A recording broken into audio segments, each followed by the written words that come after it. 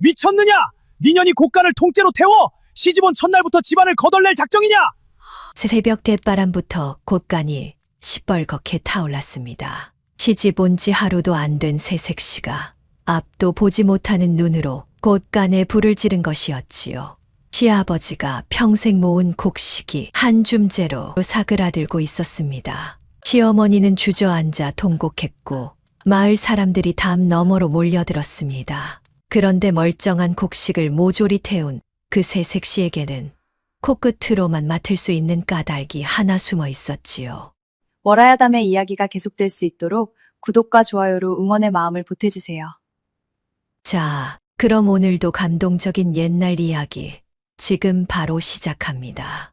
옛날 옛적 경상도 어느 산골에 곡식을 모으기로 유명한 봉구라는 사람이 살았습니다. 봉구는 손바닥만 한 논밭을 부지런히 일궈 중간쯤 사는 살림을 이뤘지요. 그런데 이 사람의 인색하기가 어찌나 대단한지 마을에서 모르는 이가 없었습니다. 여보, 올해는 보리 한 뎃박이라도 이웃에 좀 나눕시다. 아내 수련이 조심스레 말을 꺼내면 봉구는 눈을 부라렸습니다. 한 뎃박이 어디 한 뎃박으로 끝나는 줄 아는가. 곡식이란 한 번 손에서 떠나면 다시 안 돌아오는 법이야. 봉구에게는 곳간이 곧 목숨이었었지요. 새벽이면 어김없이 곳간 문을 열어 곡식 가마를 일일이 세었지요. 가마수가 하나라도 어긋나면 그날은 온 집안이 발칵 뒤집혔습니다. 한 번은 곳간에 든 쥐가 곡식 한 뎃박을 축냈다 하여 봉구가 사흘을 끙끙 앓아누운 적도 있었습니다. 또 한 번은 동양 온 거지에게 보리 한 줌을 내주었다는 이유로 아내 수련을 한나절이나 닥달했지요. 보리 한 줌이 어디 한 줌인 줄 아는가. 그게 쌓이고 쌓여 곳간이 되는 게야. 한 줌을 내주는 버릇이 들면 곳간이 거덜나는 건 순식간이라네. 수련은 그저 한숨만 내쉴 뿐이었습니다. 그렇게 봉구는 곡식 한 톨도 손에서 놓지 않으려는 사람이었지요. 이 집 양반은 곳간에 자식을 들였으면 들였지 곡식 한 톨은 안 내놓을 사람이요. 마을 사람들은 봉구를 두고 그렇게 수군거렸습니다. 그래도 봉구는 들은 척도 하지 않았지요. 오히려 곳간 자물쇠를 하나 더 채울 뿐이었습니다. 한 번은 마을 노인 하나가 봉구를 보고 혀를 찼습니다. 그 노인은 젊어서 큰 장사를 했다가 모두 잃고 산골로 들어온 사람이었지요. 봉구, 자네는 곳간만 채우면 부자가 되는 줄 아는 모양인데 그게 다가 아닐세. 그럼 곡식 말고 무엇으로 부자가 된단 말이오? 봉구가 코웃음을 쳤습니다. 그러자 노인이 지팡이로 땅을 짚으며 천천히 말했습니다. 곳간을 채우는 것은 곡식이 아니라 사람을 알아보는 눈이니라. 곡식이 아무리 그득해도 사람을 못 보면 그 곳간은 한순간에 비는 법이지. 봉구는 그 말을 귓등으로 흘렸답니다. 사람을 알아보는 눈이라니 곡식 한 가마만도 못한 헛소리로 들렸지요. 봉구는 그저 콧방귀를 뀌며 곳간으로 발길을 돌렸습니다. 그 노인의 말이 훗날 제 집안을 뒤바꿀 줄은 그때의 봉구는 꿈에도 알지 못했습니다. 봉구에게는 만돌이라는 아들이 하나 있었었답니다. 20살 먹은 만돌은 아비를 닮지 않아 마음이 순하고 우직했지요. 봄이면 남의 논일도 마다 않고 거들었고 가을이면 등짐을 마다 않았습니다. 다만 말수가 적고 제 속을 잘 드러내지 않는 것이 흠이라면 흠이었습니다. 만돌이 저놈은 사람은 좋은데 어수룩해서 탈이야. 누가 등쳐먹기 딱 좋지. 수련은 늘 그것이 걱정이었지요. 그래서 며느리만큼은 야무진 색시를 드리고 싶었지요. 그런데 봉구의 셈은 달랐습니다. 색시 드리는데 무슨 돈을 쓴단 말인가. 입 하나 더 내는 것도 부담인데 봉구는 혼사조차 곡식셈으로 따졌습니다. 그러던 어느 날 이웃 마을에서 혼담이 하나 들어왔었지요. 새별이라는 처녀였지요. 나이는 18, 인물도 곱고 손끝도 야무지다 하였습니다. 그런데 한 가지, 그 처녀가 앞을 보지 못한다는 것이었습니다. 앞을 못 본다고 그럼 일은 어찌 시킨단 말인가. 봉구가 대뜸 얼굴을 찌푸렸답니다. 그러자 중매쟁이가 손사래를 쳤지요. 아이고, 봉구 어른. 그 처자가 눈은 어두워도 손끝과 코끝이 얼마나 밝은지 모릅니다. 곡식 알을 만져만 봐도 묵은 것, 햇것을 가려내고 약초 냄새 하나는 의원보다 낫다 합디다. 봉구의 귀가 솔깃해진 것은 바로 그 대목이었습니다. 곡식을 가려내는 재주라니. 봉구에게 그보다 더 솔깃한 말은 없었지요. 봉구는 평생 묵은 곡식과 햇곡을 섞어 파는 장사꾼들에게 속아본 적이 한두 번이 아니었습니다. 그때마다 속이 쓰렸지요. 그게 정말이오. 곡식 알을 만져만 보고도 묵은 것을 가려낸다고 여부가 있겠습니까? 그 처자 손끝이 저울보다 정확하다는 게 동네 소문입니다. 어디 그뿐입니까? 게다가 혼수도 바라지 않고 데려가기만 하면 된다 합니다. 이런 색시가 어디 흔합니까? 혼수를 바라지 않는다는 말에 봉구의 마음은 이미 기울었습니다. 곡식 가려내는 재주에 돈도 안 드는 며느리라니 봉구에게는 이보다 더 남는 장사가 없었습니다. 그렇다면 한번 들여봄세. 일만 잘하면 눈이야 어두운들 어떤가. 그렇게 혼사가 정해졌었답니다. 만돌은 색시 얼굴 한 번 못 보고 장가를 들게 되었지만 실은 기색은 없었습니다.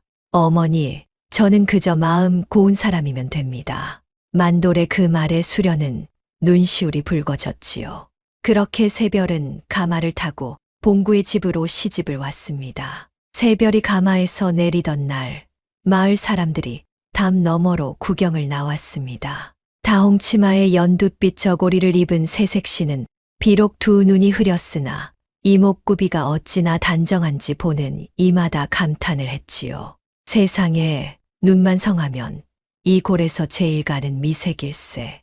눈먼 색시가 아깝구먼. 저 인물의 저 손끝이면. 수군거림 속에서도 새별은 흔들림이 없었습니다. 누군가의 손을 빌리지 않고도 또박또박 걸음을 옮겼고 문지방을 넘을 때도 한치의 어긋남이 없었지요. 마치 눈으로 보는 사람처럼 집안을 더듬어 나아갔습니다. 새별은 발바닥으로 땅의 결을 읽고 코끝으로 바람의 방향을 가늠하며 귀로 사람의 위치를 짚었습니다. 어려서부터 어둠 속에서 살아온 새별에게는 두 눈 대신 온몸이 곧 눈이었던 것입니다. 아버님, 어머님, 새로 들어온 며느리 새별이옵니다. 부족하오나 정성으로 모시겠사옵니다. 새별이 두 손을 모아 절을 올렸습니다. 목소리는 맑고 또렷했지요. 수련은 그 모습이 어찌나 기특한지 손을 마주 잡았습니다. 오냐, 오냐, 어서 오너라. 눈이 어두우니 천천히 익히면 된다. 그러나 봉구는 달랐습니다. 며느리의 절을 받는 둥 마는 둥 하더니 대뜸 곳간 쪽으로 고갯짓을 했었지요. 새아기, 듣자 하니 내가 곡식을 잘 가려낸다지. 우리 집은 곳간이 재산이다. 눈은 어두워도 그 재주가 헛소문만 아니면 내 너를 귀히 쓰마. 봉구의 말에는 정이라곤 한 점 없었습니다. 며느리를 사람으로 들인 것이 아니라 곡식 가려내는 일꾼을 하나 들인 셈이었지요. 새별은 그 속을 모르지 않았습니다. 그러나 내색하지 않고 다소곳이 고개를 숙였습니다. 예, 아버님, 미천한 재주나마 보탬이 되도록 하겠사옵니다. 그날 밤 만돌은 처음으로 아내와 마주 앉았답니다. 등잔불 아래 새별의 얼굴을 본 만돌은 가슴이 두근거렸지요. 흐린 두 눈마저도 곱게 느껴졌습니다. 내 비록 얼굴도 못 보고 혼인했으나 자네가 이리 고운 사람일 줄은 몰랐네. 눈이 어두운 것은 흠이 아니니 마음 편히 지내시게. 만돌의 말에 새별의 입가에 옅은 미소가 번졌습니다. 서방님, 고맙사옵니다. 저는 눈은 어두우나 마음만은 어둡지 않으니 이 집에 누가 되지 않도록 애쓰겠사옵니다. 누가 되다니 당치 않소. 자네 같은 사람을 아내로 맞은 것이 내게는 큰 복이요. 다만 한 가지 미안한 것이 있다면 우리 아버지 성정이 좀 별나다는 것이요.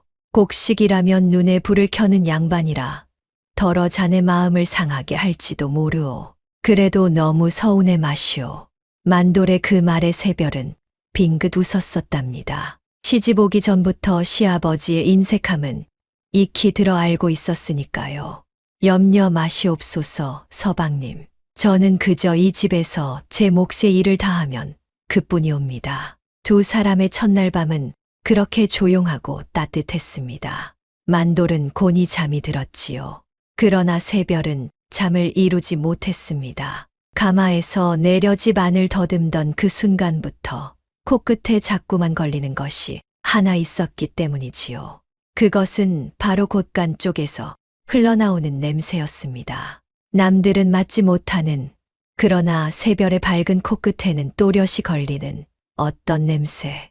곡식이 그득한 곳간에서 풍겨서는 안 될, 어딘가 쉬고 삭은 듯한 그 냄새가 밤새 새별의 마음을 어지럽혔습니다. 새별은 가만히 자리에서 일어나 방문을 열었습니다. 찬 새벽 공기가 얼굴을 스쳤지요.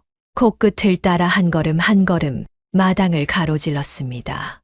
곳간이 가까워질수록 그 냄새는 더욱 짙어졌습니다. 이건 묵은 냄새가 아니야. 좀이 슬고 곰팡이가 핀 냄새야. 그것도 보통 곰팡이가 아니다. 새별은 어릴 적 친정에서 늘 듣던 아버지의 말을 떠올렸지요. 눈이 어두우면 코와 손이 눈을 대신하는 법이다. 곡식은 빛이 아니라 냄새로 그 속을 말하느니라. 겉이 멀쩡해도 속이 상한 곡식은 사람을 병들게 하니 반드시 가려내야 한다. 친정은 본디 곡식과 약재를 다루던 집안이었습니다. 비록 가세가 기울어 새별이 이런 산골로 시집을 오게 되었으나 어려서부터 익힌 그 감별의 재주만은 두 눈보다도 또렷했지요. 새별은 떨리는 손으로 곳간 문틈에 코를 가져다 댔습니다. 틀림없었습니다. 안에 쌓인 곡식 가운데 상당수가 겉은 멀쩡해도 속은 이미 독한 곰팡이에 사가 들고 있었던 것입니다. 이런 곡식을 사람이 먹으면 배앓이로 그치지 않고 목숨까지 위태로워질 수 있었지요. 더구나 이대로 두면 성한 곡식과 이듬해 뿌릴 종자까지 모두 못쓰게 될 판이었습니다. 어찌해야 하나. 시집 온 첫날부터 곳간을 들쑤시면 미친 며느리 소리를 들을 텐데 새별의 가슴이 무겁게 내려앉았습니다. 그러나 그대로 두고 볼 수는 없었었지요. 화근을 그냥 두었다가는 온 집안이 나아가 마을까지 화를 입을지 모를 일이었으니까요. 새별은 곳간 앞에 가만히 서서 동이 트기를 기다리며 깊은 생각에 잠겼습니다. 코끝을 스치는 그 냄새가 결코 예사로운 것이 아님을 누구보다 또렷이 알고 있었기 때문입니다. 동이 트자 새별은 곧장 시아버지를 찾았습니다. 봉구는 여느 때처럼 곳간 앞에서 가마술을 세고 있었지요. 아버님, 드릴 말씀이 있사옵니다. 무슨 일이냐? 새벽부터 곳간의 곡식 가운데 상한 것이 섞여 있는 듯하옵니다. 살펴보아도 되겠는지요? 봉구의 얼굴이 대번에 굳어졌습니다. 곳간이라는 말만 나와도 신경이 곤두서는 사람이었으니까요. 상한 것이 섞이다니 그게 무슨 소리냐. 내 곳간 곡식은 작년 가을에 새로 들인 햇곡이다. 상할 까닭이 없어. 하오나 아버님, 냄새, 눈도 어두운 것이 곡식 냄새는 어찌 안단 말이냐. 봉구가 버럭 소리를 질렀습니다. 그러나 새별은 물러서지 않았습니다. 다만 목소리는 더없이 차분했지요. 아버님, 한 가마만 풀어보여 주시옵소서.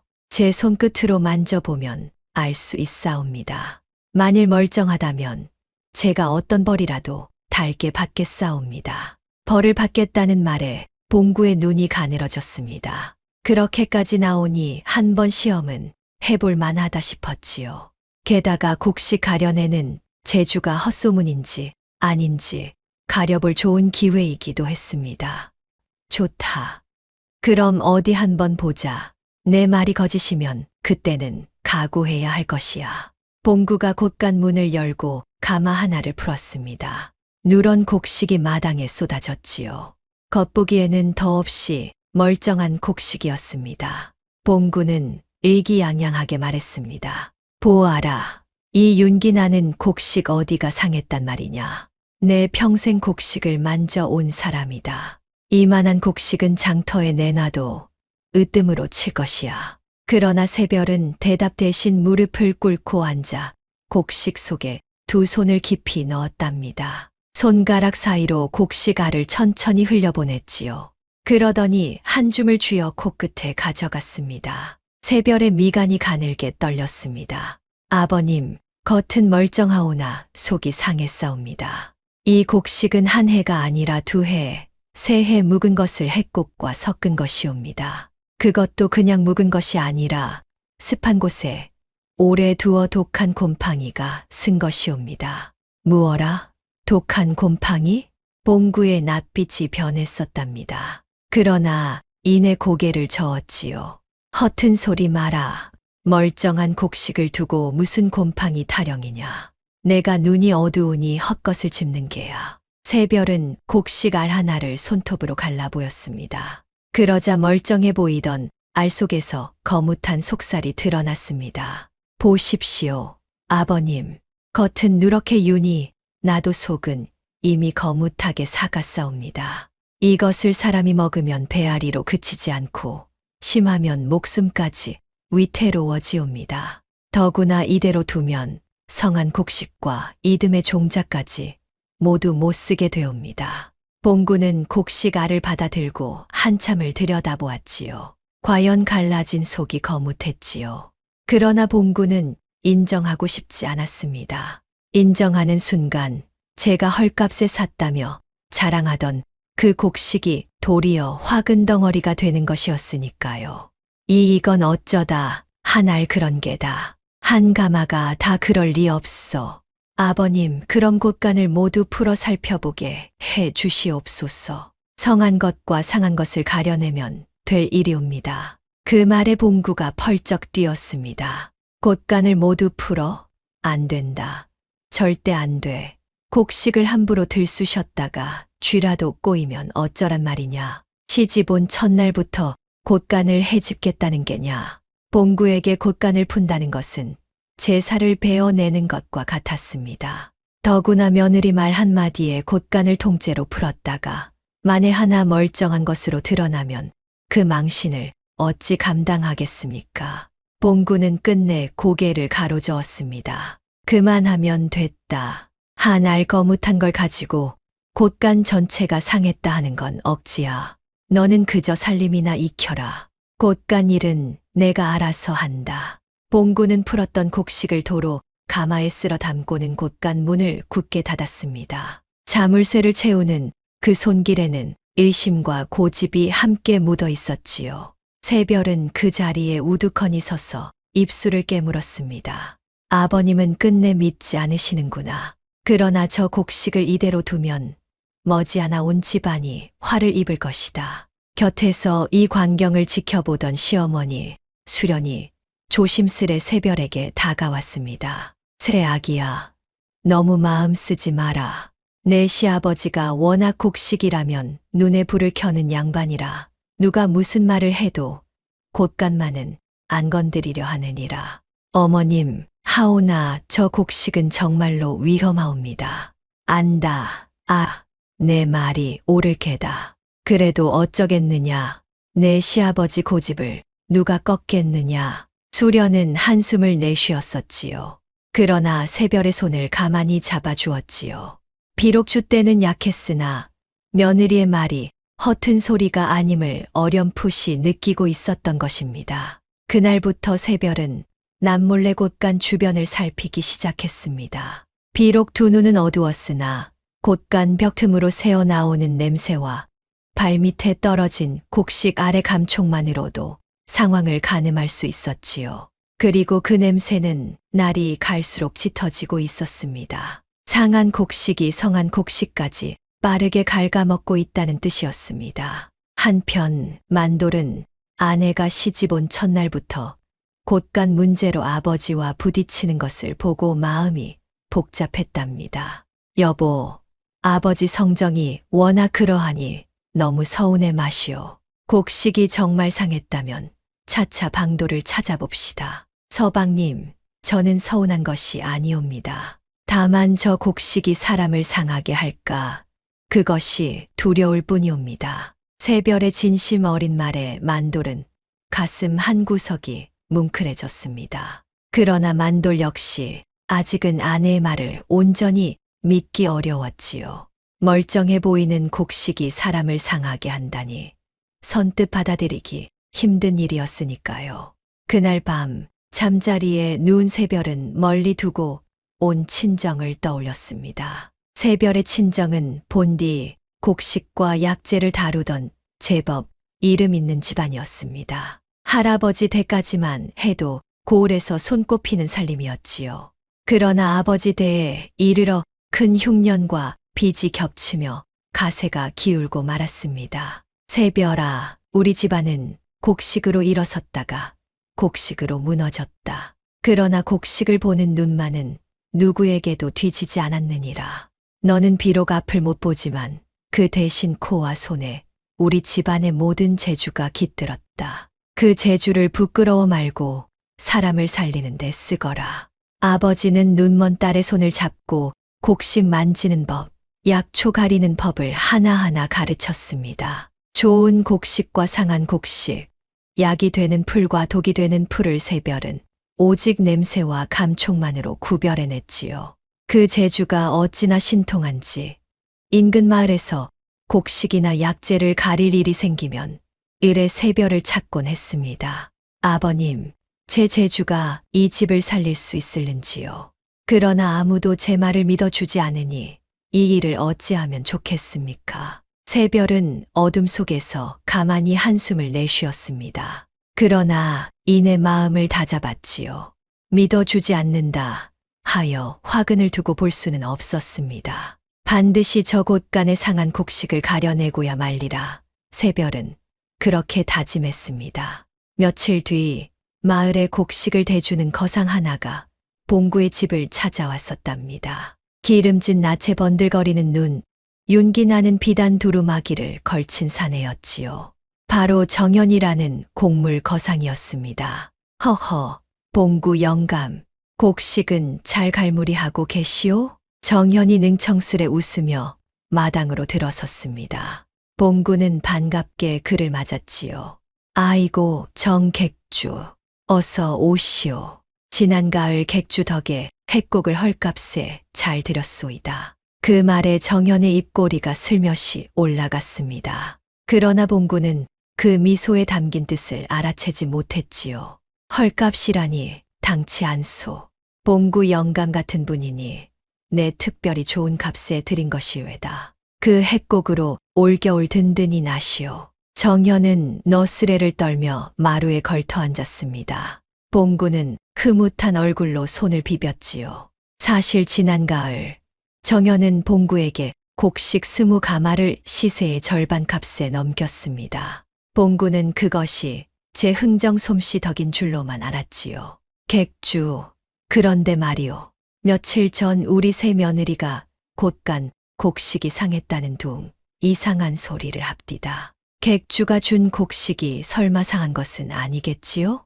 봉구가 슬쩍 떠보듯 물었습니다. 그러자 정연의 눈빛이 한순간 흔들렸지요. 그러나 이내 껄껄 웃으며 손사래를 쳤습니다. 하하, 영감, 이 정객주가 어떤 사람이오? 내 손을 거친 곡식 중에 상한 것이 어디 있겠소?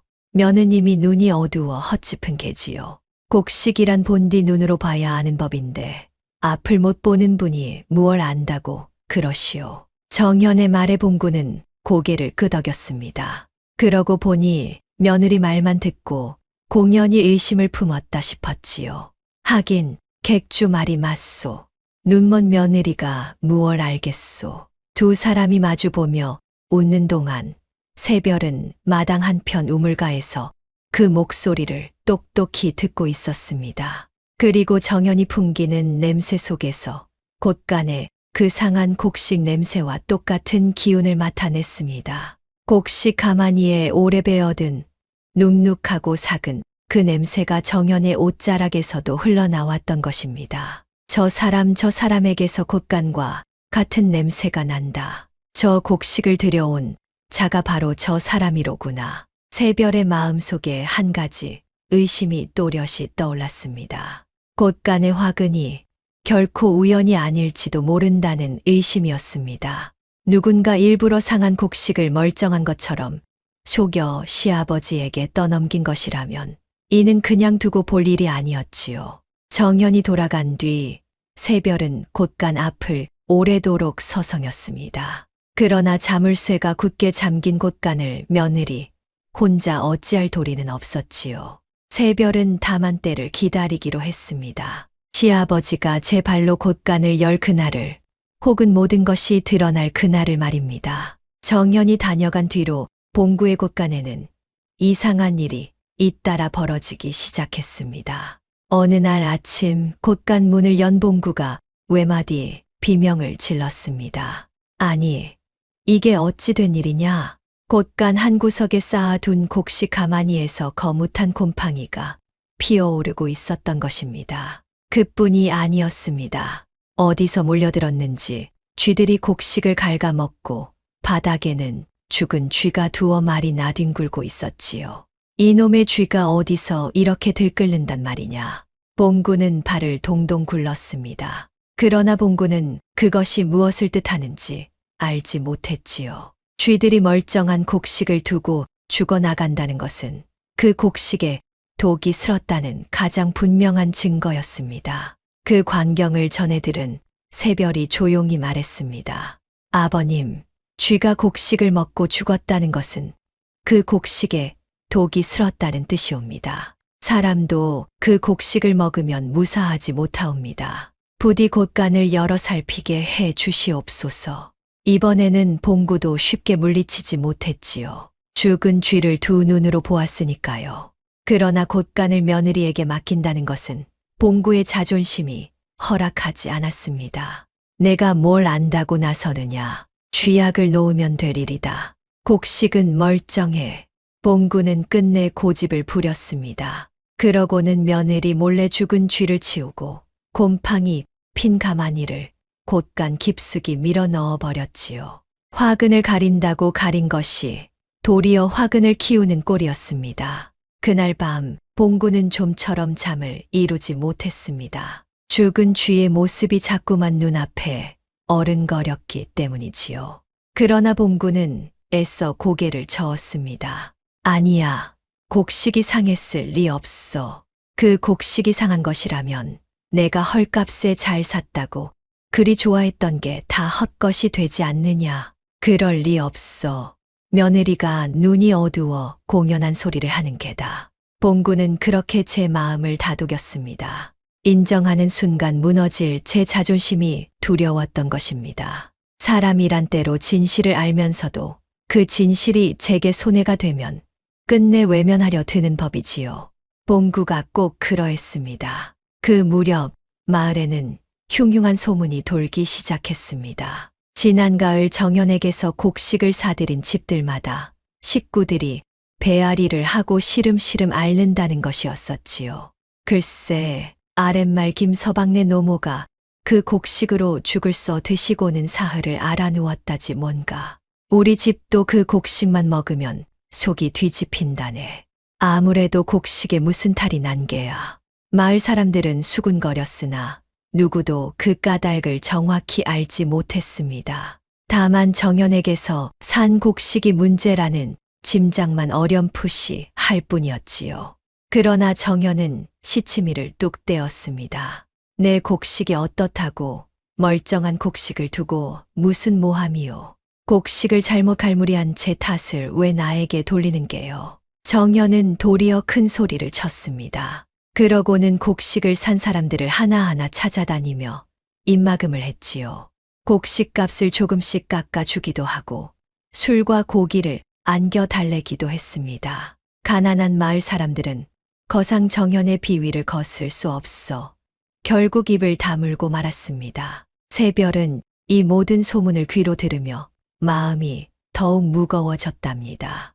역시 그렇구나. 저 곡식은 우리 집만의 문제가 아니었어. 정객주가 상한 곡식을 온 마을에 풀어놓은 것이다. 그런데도 사람들이 입을 다무니 저 자는 점점 더 기고만장해지겠지. 새별은 남편 만돌에게 가만히 그 속내를 털어놓았습니다. 서방님, 마을에 도는 소문을 들으셨는지요?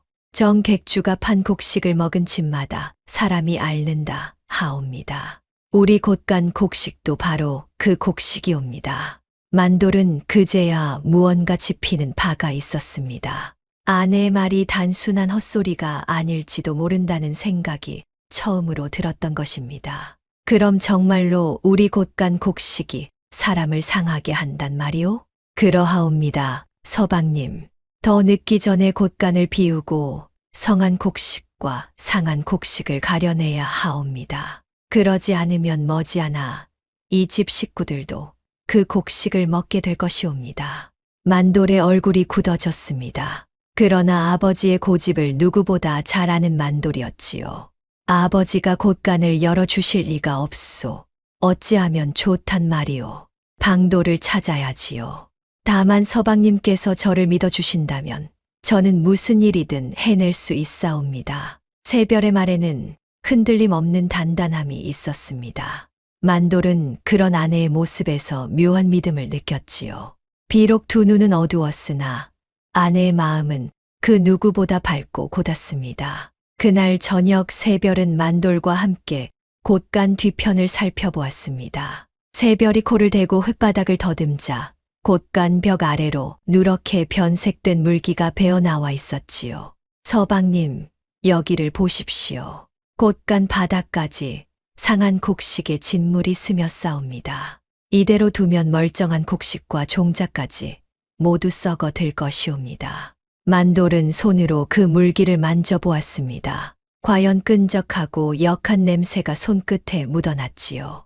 만돌은 비로소 등골이 서늘해졌습니다. 이게 곡식에서 나온 것이란 말이오? 그러하옵니다. 상한 곡식은 제 한 몸 썩는 데서 그치지 않고 곁에 둔 성한 것까지 끌어내려옵니다. 사람의 일도 그러하지요. 한 사람의 욕심이 온 마을을 병들게 하는 법이옵니다. 만돌은 아내의 말을 곱씹었습니다. 그러고는 처음으로 아내를 온전히 믿어보기로 마음먹었지요. 알겠소. 내 아버지를 어떻게든 설득해 보겠소. 그래도 안 되면 그때는 자네 뜻대로 하시오. 내가 자네 편이 되어 주겠소. 만돌의 그 한마디에 새별의 눈가가 촉촉해졌습니다. 시집 온 뒤로 처음으로 제 편이 생긴 순간이었으니까요. 며칠이 지난 어느 날 봉구의 집에 큰일이 터지고 말았습니다. 시어머니 수련이 곧간 곡식으로 쏜 죽을 먹고는 갑자기 쓰러진 것입니다. 어머님, 정신 차리시옵소서. 새별이 새파랗게 질려 수련을 끌어안았습니다. 수련은 식은땀을 흘리며 배를 움켜쥐고 신음했지요. 입가에는 거품이 일었습니다. 봉구도 만돌도 어찌할 바를 몰라 발만 굴렀습니다. 여보, 정신 좀 차려보. 의원을 불러라, 어서. 봉구가 다급하게 소리쳤었답니다. 그러나 산골 마을이라 의원이 오려면 한나절은 좋게 걸릴 판이었지요. 그때 새별이 침착하게 나섰습니다. 아버님, 의원이 오기 전에 어머님께서 잘못되실 수 있사옵니다. 제게 맡겨 주시옵소서. 저는 약초를 다룰 줄 아옵니다. 새별은 곧장 부엌으로 가더니 시집 올 때 가져온 보따리를 풀었습니다. 그 안에는 친정에서 챙겨온 약초들이 종류별로 가지런히 들어 있었지요. 새별은 손끝과 코끝으로 약초를 가려 몇 가지를 골라냈습니다. 그러고는 그것을 다려 수련에게 떠먹였습니다. 얼마쯤 지나자 수련의 숨소리가 차차 고르게 돌아오기 시작했지요. 거품을 물던 입가도 진정되고 식은땀도 가셨지요. 반나절 만에 수련은 가까스로 정신을 차렸습니다. 새 아기야, 내가 나를 살렸구나. 수련이 며느리의 손을 잡고 눈물을 흘렸습니다. 봉구도 그 광경을 보며 말을 잇지 못했지요. 며느리가 아니었다면 아내를 잃을 뻔했던 것입니다. 그러나 봉구는 여전히 곡식이 화근이라는 사실만은 인정하려 들지 않았습니다. 그건 내 어미가 체한 게다. 곡식 탓이 아니야. 봉구가 우물거리며 말했습니다. 새별은 그런 시아버지를 향해 조용히 그러나 또렷이 말했었지요. 아버님, 어머님께서 드신 죽은 바로 곶간 곡식으로 쓴 것이옵니다. 이래도 곡식이 멀쩡하다 하시겠사옵니까? 부디 곶간을 여시옵소서. 더 늦으면 이 집 식구 모두가 화를 입사옵니다. 봉구는 입을 다물었습니다. 며느리의 말이 옳다는 것을 마음 한구석으로는 알면서도 평생 모은 곡식을 화근이라 인정하는 것이 너무도 두려웠던 것입니다. 봉구는 끝내 아무 대답도 하지 못한 채 곶간 쪽으로 무거운 눈길만 던질 뿐이었습니다. 그날 밤 새별은 홀로 곶간 앞에 섰습니다. 어머니를 살리고도 시아버지는 끝내 곶간을 열지 않았지요. 이대로 가다가는 다음에 쓰러지는 사람이 누가 될지 알 수 없었습니다. 어쩌면 남편 만돌이, 어쩌면 시아버지 자신이 그 곡식의 목숨을 잃을지도 모를 일이었습니다. 새별은 잠든 만돌의 곁으로 돌아와 가만히 그 손을 잡았답니다. 서방님, 주무시옵니까? 만돌이 부스스 눈을 떴습니다. 아직 안 자고 무얼 하시오? 밤이 깊었소. 서방님, 한 가지만 여쭙겠사옵니다. 만일 제가 이 집을 살리기 위해 큰일을 저지른다면 서방님께서는 저를 믿어주시겠는지요? 온 마을이 저를 미친 며느리라 손가락질해도 서방님만은 제 편이 되어 주시겠는지요? 만돌은 어둠 속에서 아내의 얼굴을 가만히 바라보았습니다. 무슨 일을 벌이려는지는 알 수 없었으나 아내의 목소리에 담긴 비장함만은 또렷이 느껴졌지요. 무슨 일인지는 모르겠으나 자네가 하는 일이라면 내 믿겠소. 자네는 한 번도 거짓을 말한 적이 없으니 어머니를 살린 것도 자네가 아니오. 무슨 일이든 하시오. 내가 자네 곁에 있겠소. 만돌의 그 한마디에 새별의 눈가가 뜨거워졌습니다. 이제 두렵지 않았습니다. 제 편이 되어줄 사람이 있으니 무슨 일이든 해낼 수 있을 것 같았지요. 더는 기다릴 수 없다. 아버님이 열어주시기를 기다리다가는 이 집 식구가 먼저 상하고 만다. 새별은 입술을 깨물었습니다. 그러고는 무서운 결심을 했습니다. 곶간을 열어주지 않는다면 차라리 그 화근을 통째로 없애버리는 수밖에 없다고 말입니다. 곶간을 태우자 상한 곡식이 성한 곡식을, 종자를, 끝내 사람을 삼키기 전에 내 손으로 저 화근을 없애야 한다. 미친 며느리라 손가락질 받아도 좋다. 사람이 죽는 것보다는 나으니까. 새별은 그날 밤을 뜬 눈으로 지새웠습니다. 날이 밝는 대로 곶간을 태우리라. 그렇게 마음을 굳혔지요. 비록 그 일이 제게 어떤 화로 돌아올지라도 새별은 두렵지 않았습니다. 사람을 살리는 일이라면 무슨 일이든 해낼 각오가 되어 있었으니까요. 창밖으로 희뿌옇게 동이 터 오기 시작했습니다.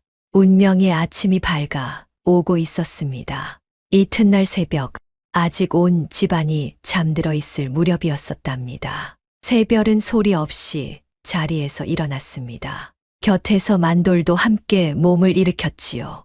간밤에 아내의 뜻을 들은 만돌은 끝내 아내를 돕기로 마음먹은 것입니다. 여보, 정말로 곶간을 태울 셈이요? 그러하옵니다, 서방님. 저 곡식을 이대로 두면 반드시 또 사람이 상하옵니다. 어머님처럼 쓰러지는 이가 나올 것이옵니다. 화근은 뿌리째 없애야 하옵니다. 허나 아버지가 아시면 자네를 가만두지 않을 것이오. 자네를 이 집에서 쫓아낼지도 모르오. 각오하였사옵니다. 미친 며느리라 쫓겨나 해도 사람을 살리는 일이라면 저는 후회하지 않겠사옵니다. 서방님, 곡식은 다시 거둘 수 있으나 사람의 목숨은 한 번 잃으면 돌아오지 않사옵니다. 곶간이 비는 것은 두렵지 않으나 사람이 상하는 것은 두렵사옵니다. 새별의 그 말에 만돌은 가슴이 먹먹해졌습니다. 곡식을 목숨처럼 여기는 아버지와 사람의 목숨을 곡식보다 귀히 여기는 아내. 두 사람의 마음이 어찌 이리도 다른지 만돌은 비로소 무엇이 옳은지를 깨달았지요. 알겠소. 내 자네를 돕겠소. 어떤 일이 벌어져도 자네 곁에 있겠소. 새별의 목소리에는 한 점 흔들림이 없었습니다. 만돌은 그런 아내의 결연함에 더는 말리지 못했지요. 두 사람은 행랑아이를 조용히 깨웠습니다. 그러고는 곧간 열쇠를 찾았습니다. 봉구가 늘 베개 밑에 숨겨두던 그 열쇠를 만돌이 아버지 몰래 빼내온 것입니다. 곧간 문이 열리자 새별은 코를 막을 정도로 짙은 곰팡 내에 잠시 휘청였습니다. 깊숙이 감춰둔 가마니에서는 이미 거뭇한 곰팡이가 곳간 가득 퍼지고 있었지요. 서방님, 안으로 들어오지 마시옵소서. 이 냄새를 오래 맡으면 서방님께서도 상하옵니다. 입과 코를 천으로 막으시옵소서. 새별은 제 치맛자락을 찢어 만돌의 입과 코를 가려 주었습니다. 그러고는 저도 천으로 얼굴을 동인 채 곳간 안으로 들어섰지요. 만돌은 어둠 속에서 곰팡이로 뒤덮인 가마니들을 보고는 소름이 돋았습니다. 며칠 사이에 곳간의 절반이 시커멓게 변해 있었던 것입니다. 이게 다 썩었단 말이오? 며칠 전까지만 해도 멀쩡해 보였는데 썩은 곡식은 이렇게 빠르게 번지옵니다. 한 가마가 상하면 곁에 가마로 또 그 곁으로 마치 불길이 번지듯 말이옵니다. 그래서 더 늦기 전에 태워야 하는 것이옵니다. 서방님, 성한 곡식이 얼마 남지 않았사옵니다. 상한 것이 성한 것의 절반을 이미 삼켰사옵니다. 더 늦으면 한 톨도 건지지 못하옵니다. 새별은 손끝으로 가마니를 하나하나 짚어가며 성한 곡식이 든 가마와 상한 곡식이 든 가마를 가려냈습니다. 손가락으로 곡식 알을 만지고 코를 가져다 대고 때로는 한 알을 깨물어 보기까지 했지요. 그 손길이 어찌나 빠르고 정확한지 만돌은 그저 입을 다물지 못했습니다. 여보, 어찌 만져만 보고 그리 잘하시오? 이것이 제가 친정에서 배운 재주이옵니다. 좋은 곡식은 손끝에 매끄럽고 향이 구수하옵니다. 허나 상한 곡식은 거칠고 주면 가루가 부서지며 코를 찌르는 쉰내가 나옵니다. 눈으로는 가릴 수 없으나 손과 코로는 결코 속일 수 없사옵니다. 새별은 성한 가마 몇 개를 골라 마당 한편으로 옮기게 했습니다. 그리고 나머지 곰팡이가 쓴상한 가마들은 모조리 마당 가운데로 끌어내게 했지요. 이제 불을 놓겠사옵니다. 행랑아이는 물러나 있거라. 불씨는 내가 직접 넣으마. 새별은 부싯돌을 손에 쥐었습니다. 비록 앞은 보이지 않았으나 집더미가 쌓인 자리와 바람의 방향만은 코끝과 살갗으로 또렷이 가늠할 수 있었지요. 새별은 마른 짚에 불씨를 떨어뜨렸습니다. 화르륵 불길이 솟아올랐습니다. 상한 곡식이 타들어 가기 시작했었지요. 거뭇한 연기가 새벽 하늘로 피어올랐지요. 매캐하고 역한 냄새가 사방으로 퍼졌습니다. 그 냄새야말로 그 곡식이 얼마나 깊이 썩어 있었는지를 말해주는 증거였습니다. 멀쩡한 곡식이 탈 때는 구수한 냄새가 나는 법이지만 그 불길에서는 코를 찌르는 쉰내와 곰팡내가 진동했으니까요. 새별은 타오르는 불길 앞에 서서 가만히 중얼거렸습니다. 아버님, 용서하시옵소서. 허나 이 불은 곡식을 태우는 불이 아니라 이 집의 화를 태우는 불이옵니다. 바로 그때였습니다. 곳간이 타는 냄새와 연기에 놀란 봉구가 잠에서 깨어 뛰쳐나왔답니다. 불이야, 불이야. 곳간의 불이. 봉구는 마당의 광경을 보고는 그 자리에 얼어붙었습니다. 제 곳간의 곡식이, 평생 모은 그 곡식이 시뻘건 불길 속에 타오르고 있었던 것입니다. 그리고 그 불길 앞에 며느리 새별이 우두커니 서 있었지요. 미쳤느냐? 내년이 곳간을 통째로 태워 시집 온 첫날부터 집안을 거덜낼 작정이냐? 봉구는 눈이 뒤집혀 새별에게 달려들었습니다. 만돌이 황급히 그 사이를 막아섰지요. 아버지, 고정하십시오. 이건 새별이 혼자 한 일이 아닙니다. 저도 함께한 일입니다. 무어라, 너까지 너희가 짜고 이 애비의 곶간을 태웠단 말이냐. 봉구는 기가 막혀 말을 잇지 못했습니다. 시어머니 수련도 통곡하며 주저앉았고 담 너머로는 마을 사람들이 하나둘 모여들기 시작했지요. 불길은 점점 거세졌고 매캐한 연기가 온 마당을 뒤덮었습니다. 이 천하의 못된 것, 시집 온 지 며칠이나 되었다고 집안을 이 꼴로 만들어 당장 이 집에서 나가라. 너 같은 며느리는 필요 없다. 봉구가 손을 부들부들 떨며 소리쳤습니다. 새별은 그 앞에 무릎을 꿇었었답니다. 그러나 고개만은 꼿꼿이 들었지요. 아버님, 저를 내치셔도 좋사옵니다. 허나 한 가지만은 들어주시옵소서. 저 타고 있는 것은 곡식이 아니라 독이옵니다. 사람을 죽이는 독이옵니다. 어머님께서 쓰러지신 것도 마을 사람들이 알아놓은 것도 모두 저 곡식 때문이옵니다. 저는 그 화근을 없앤 것뿐이옵니다. 닥쳐라. 멀쩡한 곡식을 두고 무슨 독이란 말이냐. 봉구는 들으려 하지 않았습니다. 그때 마을 사람들 사이에서 누군가 외쳤습니다. 저것 봐라. 불 속에서 죽은 쥐가 저렇게나 많이 나오네. 과연 타오르는 곡식 더미 속에서 그 곡식을 먹고 죽은 쥐들이 시커멓게 그을린 채 드러나고 있었지요. 한 마리, 두 마리가 아니었지요. 수십 마리의 쥐가 그 곡식을 먹고 죽어 있었던 것입니다. 마을 사람들이 술렁이기 시작했습니다. 세상에, 쥐가 저렇게 죽을 정도면 저 곡식 정말로 독이 쓴 게 아닌가. 그러고 보니 정객주한테 산 곡식 먹은 집마다 사람이 알았자녀. 맞아. 우리 집도 그랬어. 웅성거림이 점점 커졌습니다. 봉구의 얼굴이 차츰 하얗게 질려갔지요. 그러나 봉구는 여전히 인정하려 들지 않았습니다. 인정하는 순간 제 평생의 자랑이 무너지는 것이었으니까요. 봉구는 떨리는 목소리로 마지막 발악을 하듯 외쳤습니다. 아니야. 그래도 곡식은 곡식이다. 멀쩡한 곡식을 태운 죄는 죄야. 저 못된 며느리를 당장 내쫓아라. 봉구는 끝내 며느리를 용서하지 않았습니다. 새별은 그날로 보따리 하나만 챙겨 집을 나서야 했지요. 만돌이 아버지를 붙들고 매달렸으나 소용없었습니다. 아버지 제발, 새별이는 죄가 없습니다. 새별이를 내치시려거든 저도 함께 내치십시오. 닥쳐라. 너는 이 집 자식이니 남아야 한다. 저 못된 것만 나가면 돼.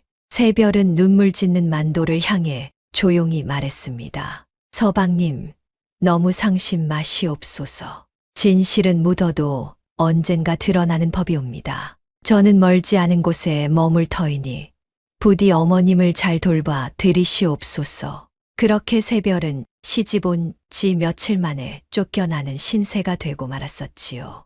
그러나 새별은 울지 않았습니다. 다만 마당에 따로 옮겨둔 성한 곡식 가마와 친정에서 가져온 돛빵만은 잊지 않고 챙겼지요. 그 안에 이 집안을 나아가 온 마을을 살릴 씨앗이 들어있음을 오직 새별만이 알고 있었기 때문입니다. 대문을 나서는 새별의 뒤로 시어머니 수련이 헐레벌떡 쫓아 나왔습니다. 수련은 며느리의 손에 무명 보따리 하나를 쥐어주었지요. 새 아기야, 이걸 가져가거라. 얼마 안 되지만 노자라도 보태야지. 내 시아버지가 저리 모진 말을 하여도 나는 안다. 내가 나를 살린 은인이라는 걸, 저 곡식이 정말로 독이었다는 걸 나는 단다. 어머님, 멀리 가지 말고 부디 가까운 데 머물러라. 내 어떻게든 내 시아버지 마음을 돌려볼 테니 그때까지만 참아다오. 응. 수련은 며느리를 끌어안고 한참을 울었습니다. 새별도 시어머니의 등을 가만히 쓸어내렸지요. 비록 줏대 없는 시어머니였으나 그 정만은 따뜻했습니다. 어머님, 부디 옥체 보전하시옵소서. 그리고 곶간에 따로 둔 성한 곡식은 제가 돌아올 때까지 아무도 손대지 못하게 잘 지켜 주시옵소서. 그것이 이 집의 마지막 희망이옵니다. 새별은 그렇게 당부를 남기고 발걸음을 옮겼습니다. 흐린 두 눈으로도 새별의 앞길만은 또렷했답니다. 진실은 반드시 드러날 것이고 그날이 오면 자신은 떳떳이 이 집으로 돌아오리라. 새별은 그렇게 굳게 믿었습니다. 집에서 쫓겨난 새별은 마을 어귀의 낡은 빈집에 홀로 몸을 의탁했습니다. 본디 화전민이 살다 떠난 다 쓰러져 가는 오두막이었지요. 새별은 그곳에 성한 곡식 가마와 돛박을 들여놓고 차근차근 제 일을 시작했습니다. 가장 먼저 한 일은 가져온 성한 곡식을 다시 한번 가려내는 것이었습니다. 새별은 돛박에 곡식을 담아 손끝으로 한 알 한 알 골랐지요. 행여 상한 알이 한 톨이라도 섞여 있으면 그것이 다시 성한 곡식을 망칠 수 있었으니까요. 그렇게 가려낸 곡식 가운데서도 새별은 가장 알이 굵고 단단한 것만을 따로 추렸습니다. 바로 이듬해 봄에 뿌릴 종자로 쓰기 위함이었습니다. 좋은 종자는 좋은 곡식을 낳는다. 한 톨의 종자가 1000톨의 곡식이 되느니라. 새별은 친정아버지의 가르침을 되새기며 종자를 갈무리했었답니다. 어려서부터 아버지는 늘 새별에게 이렇게 일렀지요. 새별아, 우리 집안이 비록 가난해졌어도 종자만은 끝까지 지켰다. 곳간이 비어도 종자가 있으면 다시 일어설 수 있으나 종자를 잃으면 영영 끝이니라. 종자는 곧 내일이요 희망이니라. 새별은 그 가르침을 가슴 깊이 새기고 있었습니다. 그래서 곳간을 태우면서도 성한 곡식 가운데 가장 좋은 것만은 종자로 따로 챙겼던 것이지요. 그 무렵 빈집에 홀로 지내는 새별을 가엾이 여긴 마을 노파 하나가 찾아왔습니다. 젊어서 혼자가 된 뒤 약초를 캐며 살아온 막실이라는 이름의 노파였지요. 새댁 혼자 이 빈집에서 무얼 하고 지낸 후 끼니는 거르지 않고 할머니 염려해 주시니 고맙사옵니다. 저는 괜찮사옵니다. 막실 노파는 새별이 곡식과 약초를 다루는 솜씨를 보고는 깜짝 놀랐습니다. 눈먼 새댁이 제 평생 약초 캔 솜씨보다 더 정확히 풀을 가려내니 어찌 놀라지 않았겠습니까? 세상에, 새댁. 자네 눈은 어두워도 손끝에 신령이 들었구먼. 내 평생 약초를 캤어도 자네만큼 정확히는 못 가렸네. 할머니께서 산을 잘 아시니 저와 힘을 합치면 좋겠사옵니다. 할머니는 약초가 어디 있는지 아시고 저는 그것이 약인지 독인지 가릴 줄 아니까요. 두 사람은 그렇게 의지하며 지내게 되었습니다. 막실 노파는 산에서 약초를 캐오고 새별은 그것을 가려 약을 지었지요. 하루는 막실 노파가 산에서 캔 풀 한 무더기를 새별 앞에 내려놓았습니다. 새댁, 이게 다 몸에 좋은 약초라네. 내가 평생 캐온 것이니 틀림없어. 새별은 그 풀들을 하나하나 만지고 냄새를 맡았습니다. 그러더니 그 가운데 몇 가지를 따로 골라냈지요. 할머니, 이것들은 약초가 맞사옵니다. 허나 이 두 가지는 약초가 아니라 독초이옵니다. 생김새는 비슷하나 냄새가 다르옵니다. 이걸 약으로 잘못 쓰면 큰일 나옵니다. 막실 노파는 깜짝 놀랐습니다. 새별이 골라낸 그 풀은 과연 약초와 똑 닮은 독초였던 것입니다. 평생 산을 누빈 노파조차 헷갈리던 것을 눈먼 새댁이 냄새만으로 가려낸 것이지요. 세상에 내 하마터면 사람 잡을 뻔했구먼. 새댁, 자네는 정말이지 신통한 재주를 가졌네. 이 또한 친정에서 배운 것이옵니다. 좋은 것과 나쁜 것은 겉으로는 분간하기 어려워도 그 속은 반드시 다른 냄새를 풍기는 법이옵니다. 사람도 그러하지요. 겉이 번드르르하다 하여 다 좋은 사람이 아니옵니다. 막실 노파는 그 말에 고개를 끄덕였습니다. 그러고는 새별을 더욱 깊이 따르게 되었지요. 새별이 지은 약은 신통하게도 잘 들었습니다. 마을에서 배앓이로 고생하던 사람들이 하나둘 새별을 찾기 시작했습니다. 바로 정연의 곡식을 먹고 탈이 난 사람들이었지요. 새댁, 우리 아이가 며칠째 설사를 하고 토하는데 좀 봐주겠나. 새댁이 지어준 약 먹고 우리 노모가 자리를 털고 일어났다네. 정말 고맙네. 새별은 찾아오는 이들을 마다하지 않았습니다. 약값도 받지 않았지요. 다만 그들에게 한 가지씩 일렀습니다. 이 병은 모두 상한 곡식 때문이옵니다. 정객주에게서 산 곡식은 절대 드시지 마시옵소서. 그 곡식에는 사람을 상하게 하는 독이 슬었사옵니다. 차라리 굶을지언정 그 곡식만은 멀리 하시옵소서. 처음에는 사람들이 반신반의했습니다. 그러나 새별의 약을 먹고 병이 나으니 차츰 그 말을 믿게 되었지요. 하루는 한 안악이 곡식 한 줌을 들고 새별을 찾아왔습니다. 새댁, 이 곡식 좀 봐주게.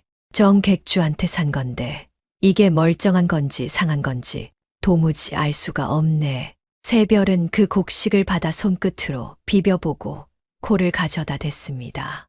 이 곡식은 상한 것이옵니다. 겉은 멀쩡해 보여도 속이 사갔사옵니다. 절대 드시면 아니 되옵니다.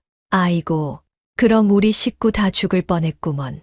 새댁, 그럼 멀쩡한 곡식은 어찌 가려내누? 제가 가르쳐 드리겠사옵니다. 곡식을 한 줌 쥐어 손바닥에 비벼 보시옵소서. 성한 것은 매끄럽고 단단하나 상한 것은 가루가 부서지고 끈적하옵니다. 그리고 코를 가져다 대어 구수한 냄새가 나면 성한 것이요. 쉰내나 곰팡내가 나면 상한 것이옵니다. 새별은 마을 안악들에게 곡식 가려내는 법을 하나하나 가르쳐 주었지요. 비록 새별처럼 정확하지는 못해도 사람들은 그 덕에 상한 곡식을 어느 정도 가려낼 수 있게 되었지요. 그렇게 새별은 제가 가진 재주를 아낌없이 마을 사람들에게 나누어 주었습니다. 마을 사람들 사이에 새별에 대한 소문이 퍼지기 시작했습니다. 그 눈먼 새댁이 보통이 아니래. 곡식 상한 걸 냄새로 알아맞히고 약도 귀신같이 짖는다지. 객주 곡식이 독이 쓴 게 정말이래. 새댁 말이 다 맞았어. 소문은 꼬리에 꼬리를 물고 퍼져나갔었지요. 그러던 어느 날 새별의 빈집의 뜻밖의 손님이 찾아왔습니다. 바로 남편 만돌이었지요. 만돌은 아내가 그리워 아버지 몰래 밤길을 걸어 찾아온 것입니다. 여보, 그동안 고생이 많았소. 이런 누추한 곳에서 어찌 지냈단 말이오. 만돌은 아내의 거친 손을 잡고 눈물을 글썽였습니다. 새별은 빙긋 웃으며 남편을 맞았지요. 서방님, 저는 잘 지내고 있사옵니다. 외려 이곳에서 사람을 살리는 일을 하니 마음이 편하옵니다. 집안은 어떠하옵니까? 어머님은 건강하신지요? 어머니는 자네 덕에 이제 건강하시오. 다만 만돌의 얼굴에 그늘이 드리웠습니다. 다만 무슨 일이 있사옵니까? 아버지가 곳간을 다 태운 뒤로 살림이 말이 아니오. 곡식이 바닥나 끼니를 잇기도 어렵게 되었소. 게다가 올해 농사도 흉조라 마을 전체가 흉년을 걱정하고 있소. 정객주는 그 틈을 타 곡식값을 자꾸만 올리고 있고 정객주가 곡식값을 올린다 하셨사옵니까? 그렇소.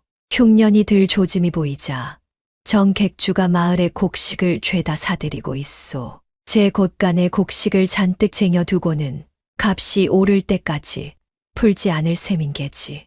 마을 사람들은 종자조차 구하지 못해 발만 동동 구르고 있소. 새별의 표정이 굳어졌습니다. 흉년이라는 말, 그리고 정연이 곡식을 매점한다는 말 때문이었지요. 그자가 결국 그런 속셈이었구나. 상한 곡식을 헐값에 떠넘겨 사람들을 병들게 하고 이제는 흉년을 틈타 곡식을 모조리 사들여 값을 부풀리려는 것이옵니다. 마을 사람들의 굶주림으로 제 배를 불리려는 것이지요. 참으로 악독한 자이옵니다. 여보, 그럼 어찌하면 좋소. 마을 사람들이 정객주의 소나귀에 들어가게 생겼소. 흉년이라 서방님, 그렇다면 더더욱 종자가 중요하옵니다. 흉년일수록 좋은 종자라야 싹을 틔우고 곡식을 거둘 수 있사옵니다. 제가 가려둔 이 종자가 어쩌면 이 마을을 살릴 마지막 희망이 될지도 모르옵니다. 새별은 갈무리해 둔 종자 가마를 가만히 쓰다듬었습니다. 그 안에는 누구도 알아보지 못한 귀한 씨앗이 잠들어 있었습니다. 만돌은 그런 아내를 바라보며 처음으로 마음 깊이 아내를 믿고 의지하게 되었지요. 여보, 내 자네를 믿소. 무슨 일이든 자네 뜻대로 하시오. 내 힘 닿는 데까지 돕겠소. 그날 밤 두 사람은 빈집에서 오랜만에 도란도란 이야기를 나누었습니다. 비록 가진 것 없는 처지였으나 두 사람의 마음만은 그 어느 때보다 단단히 이어져 있었습니다. 만돌이 돌아갈 때 새별은 종자 한 줌을 쳐내싸 남편의 손에 쥐어 주었답니다. 서방님, 이것을 가져가시옵소서. 그리고 아버님께 한 가지만 전해 주시옵소서. 곳간을 태운 며느리가 죄인이 아니라 상한 곡식을 떠넘긴 자가 진짜 죄인이라고, 머지않아 그 진실이 온 마을에 드러날 것이라고 말이옵니다. 알겠소. 꼭 전하리다. 만돌은 종자를 품에 안고 어둠 속으로 사라졌습니다. 새별은 멀어지는 남편의 발소리를 들으며 다가올 봄을 생각했습니다. 흉년이 들면 들수록 자신이 가려둔 종자의 가치는 더욱 빛날 것이었었답니다. 그날이 오면 누가 옳고 누가 그른지 온 세상이 알게 되리라. 새별은 그렇게 믿으며 긴 겨울을 견뎌냈습니다. 긴 겨울이 지나고 봄이 찾아왔습니다. 그러나 그 봄은 여느 봄과 달랐지요. 지난 가을부터 이어진 가뭄의 땅은 메마르고 씨를 뿌려도 싹이 트지 않는 흉년이 들이닥친 것입니다. 하늘은 좀처럼 비를 내리지 않았습니다. 논바닥은 거북이 등처럼 쩍쩍 갈라졌고 밭의 흙은 먼지처럼 풀풀 날렸지요. 늙은 농부들은 하늘을 올려다보며 한숨을 내쉬었습니다. 내 평생 농사를 지었어도 이런 흉년은 처음이요. 이러다 온 마을이 굶어 죽게 생겼구먼. 올해는 종자도 귀하고 비도 안 오니 씨를 뿌린들 무슨 소용인가. 마을 사람들은 저마다 종자를 뿌렸으나 싹이 트는 논밭은 거의 없었습니다. 흉년에 시달린 데다 종자마저 부실했기 때문이지요. 더구나 많은 집들이 정연에게서 산상한 곡식을 종자로 뿌린 탓에 싹이 트기는커녕 씨앗이 땅속에서 그대로 썩어버렸습니다. 아이고, 올해 농사는 다 망쳤네. 씨를 뿌려도 싹이 안 나니 이를 어쩌누. 정객주한테 산 종자가 다 썩은 거였어. 그놈한테 또 당한 거지. 마을 사람들의 한숨이 깊어갔습니다. 그 틈을 타 정연은 본색을 드러냈었지요.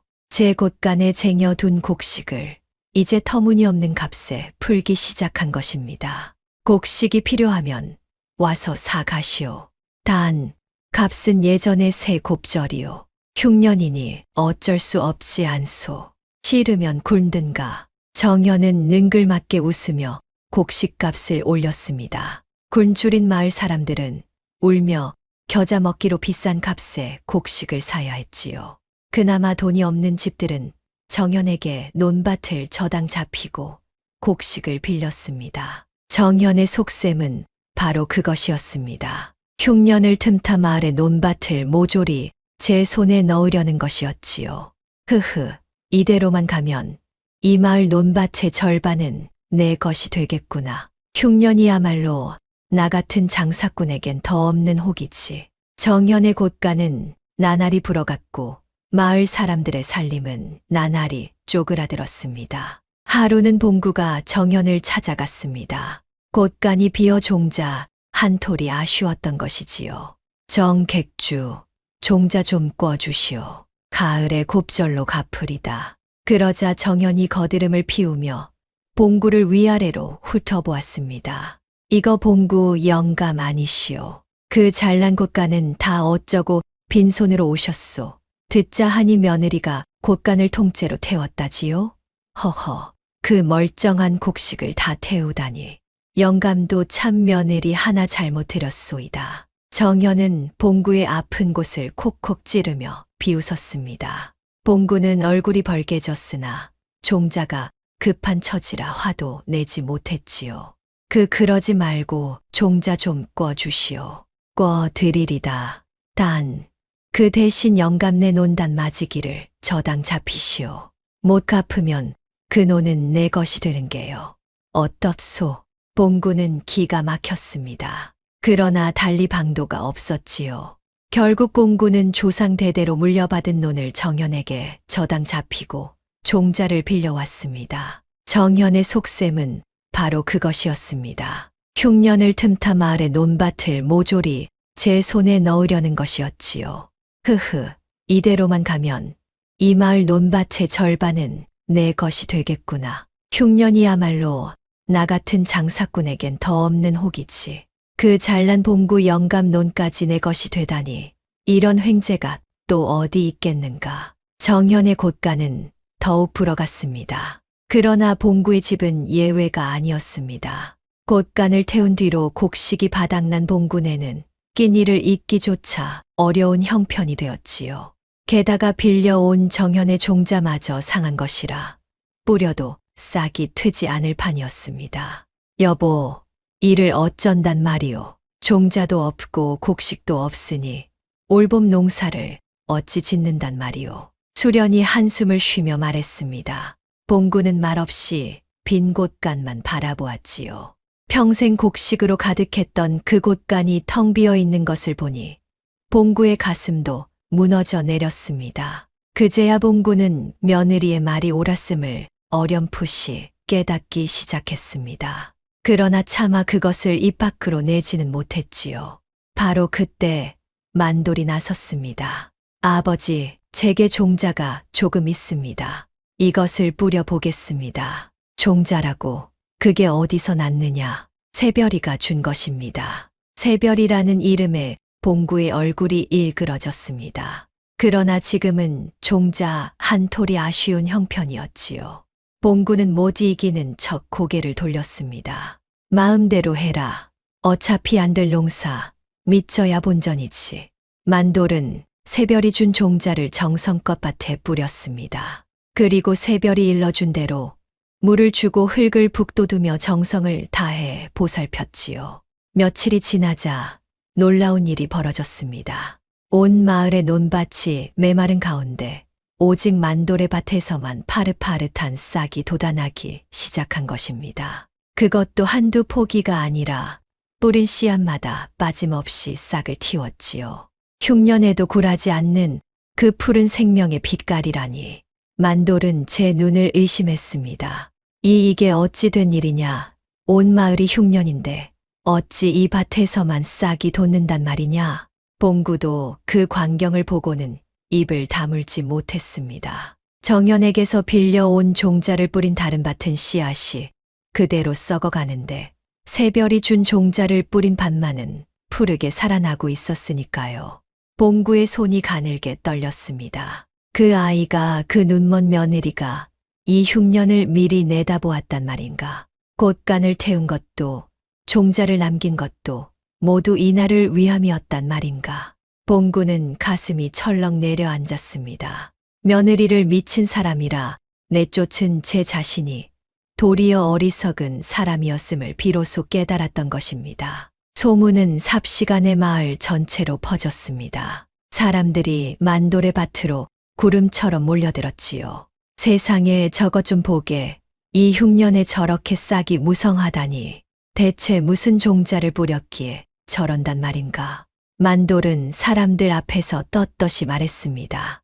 이 종자는 제 아내 새별이가 가려준 것입니다. 곳간을 태울 때 성한 곡식 가운데서도 가장 좋은 것만을 골라 종자로 남겼지요. 흉년에도 싹을 틔우는 것은 바로 그 좋은 종자 덕분입니다. 사람들은 그제야 깨달았습니다. 미친 며느리라 손가락질했던 그 눈먼 새댁이 실은 누구보다 앞을 내다본 지혜로운 사람이었음을 말입니다. 그 눈먼 새댁이 이 흉년을 미리 내다보고 종자를 남긴 것이었구먼. 우리가 그 새댁을 미친 사람 취급했는데 외려 우리가 눈이 멀었던 게야. 마을 사람들은 부끄러움에 고개를 숙였습니다. 그러고는 너나 할 것 없이 새별의 빈집으로 몰려갔지요. 종자를 나누어 달라, 곡식을 가려 달라, 약을 지어 달라 청하기 위함이었습니다. 새별의 빈집 앞에는 마을 사람들이 길게 줄을 늘어섰습니다. 새별은 찾아오는 이들을 마다하지 않았답니다. 가진 종자를 골고루 나누어 주고 곡식을 가려주고 병든 이에게는 약을 지어 주었지요. 다만 종자를 받은 사람들에게 한 가지를 당부했습니다. 이 종자로 거둔 곡식 가운데 가장 좋은 것을 다시 종자로 남기시옵소서. 그래야 내년에도 그 후년에도 이 마을이 굶지 않사옵니다. 종자는 한 사람의 것이 아니라 온 마을의 내일이옵니다. 마을 사람들은 새별의 그 말에 깊이 감복했습니다. 눈먼 새댁의 마음이 제 입속만 챙기는 정현과는 하늘과 땅 차이였으니까요. 그렇게 새별의 종자는 온 마을로 퍼져나갔고 메마른 흉년의 땅에 푸른 희망이 돋아나기 시작했습니다. 한편 이 모든 광경을 멀찍이서 지켜보던 봉구는 밤마다 잠을 이루지 못했습니다. 며느리를 내쫓은 일이 두고두고 가슴을 짓눌렀던 것입니다. 여보, 내가 큰 잘못을 저질렀소. 그 아이가 옳았는데 내가 눈이 멀어 그 아이를 내쳤소. 봉구가 처음으로 제 잘못을 입에 올렸습니다. 수련은 그런 남편의 손을 잡았지요. 이제라도 아셨으면 됐어요. 새 아기를 다시 데려옵시다. 가서 무릎 꿇고 빌어서라도 데려와야지요. 그래도 될까? 내가 그 아이에게 그리 모진 짓을 했는데 그 아이가 나를 용서하겠소. 봉구의 눈에 처음으로 눈물이 맺혔습니다. 평생 곡식만 알고 살아온 그 인색한 사람이 비로소 사람의 마음을 들여다보기 시작한 것입니다. 그러나 봉구가 며느리를 찾아가기도 전에 마을에는 또 한 번 큰일이 벌어지려 하고 있었습니다. 제 곡식이 팔리지 않자 다급해진 정현이 무서운 음모를 꾸미기 시작했던 것입니다. 제 곡식이 팔리지 않자 정현은 속이 바싹바싹 타들어갔습니다. 흉년을 틈타 한몫 잔단히 챙기려던 계획이 새별의 종자 하나로 어그러지기 시작했으니까요. 마을 사람들이 새별의 종자로 농사를 짓게 되면서 더는 정현의 비싼 곡식을 사지 않게 된 것입니다. 이런 빌어먹을 다 된 밥에 재를 뿌려도 유분수지. 그 눈먼 계집 하나 때문에 내 일이 다 틀어지다니. 정현은 이를 갈았습니다. 그러고는 그 눈먼 새댁이 대체 누구인지 알아보기 시작했지요. 정현은 하수인을 시켜 새별의 뒷조사를 했습니다. 며칠 뒤 하수인이 돌아와 고했습니다. 객주 어른, 그 새댁으로 말할 것 같으면 봉구 영감네 며느리였다 합니다. 곳간을 태우고 쫓겨난 바로 그 며느리지요. 헌데 그 친정이 본디 곡식과 약재를 다루던 집안이라 곡식 가리는 재주가 보통이 아니랍니다. 무어라, 봉군의 며느리, 곳간을 태웠다던 그 미친 며느리가 바로 그 계집이란 말이냐? 정현의 눈이 번뜩였었답니다. 그제야 모든 것이 맞아떨어졌지요.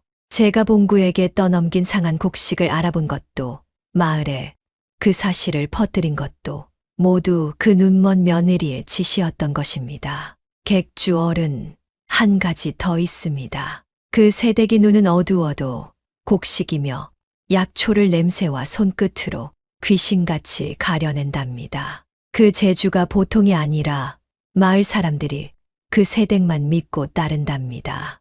냄새와 손끝으로 가려낸다고. 그렇다면 그 계집의 그 잘난 재주가 도리어 약점이 되겠구나. 눈이 어두우니 제 눈으로 본 것이 아니면 증명할 길이 없을 터. 곡식이 상했다 한들 그걸 어찌 증명하겠느냐. 게다가 곳간의 곡식은 이미 다 타버렸으니 증거도 없는 셈이지.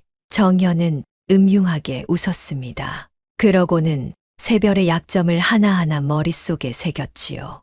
앞을 보지 못한다는 것, 증거가 모두 불타버렸다는 것, 그리고 한낱 쫓겨난 며느리에 불과하다는 것. 정현이 보기에 그 눈먼 며느리는 결코 제 적수가 될 수 없었습니다. 그 계집만 없으면 일이 다시 내 뜻대로 풀리겠구나. 어디 두고 보자. 정연은 새별을 없앨 음모를 꾸미기 시작했습니다. 그 첫 번째 수는 새별의 평판을 떨어뜨리는 것이었지요.